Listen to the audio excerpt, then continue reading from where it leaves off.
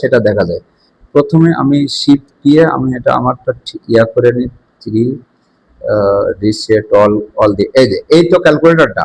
এখন আমি মুডি যাব, যার যত ইকুয়েশন যতক্ষণ আসে ততক্ষণ আমি টিপ দেবো। সাধারণত আমার ক্যালকুলেটরে একবারে মুডি দিছে, দেখো ইকুয়েশন চলে আসে 5 নম্বরে, যে 5 নম্বর সিলেক্ট করলাম, করার পরে দেখবা কোন চলক এক্স ওয়াই জেড, ও দেখো এক্স ওয়াই আর কনস্ট্যান্ট, আমার সমীকরণ আছে এক্স ওয়াই আর কনস্ট্যান্ট।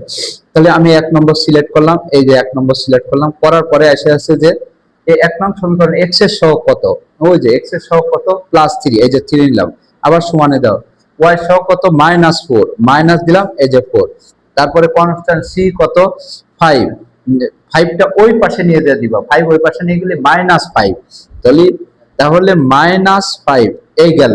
এরপরে আবার পরের ইকুয়েশনে দেখো এক্স এর সহগ কত +4, এই যে +4 সমান, আবার ওয়াই সহগ কত 3, আবার সমান, এবার সি কত 5টা ওই পাশে নিয়ে গেলে -5, ওই পাশে নিয়ে গেলে +5 হয়ে যায়, তাহলে আমি +5 দিলাম।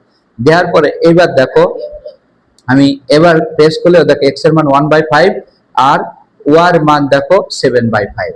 ওকে, তো আশা করি তোমরা বুঝতে পেরেছো এটা এভাবে ক্যালকুলেটরে খুব দ্রুত সমাধান করা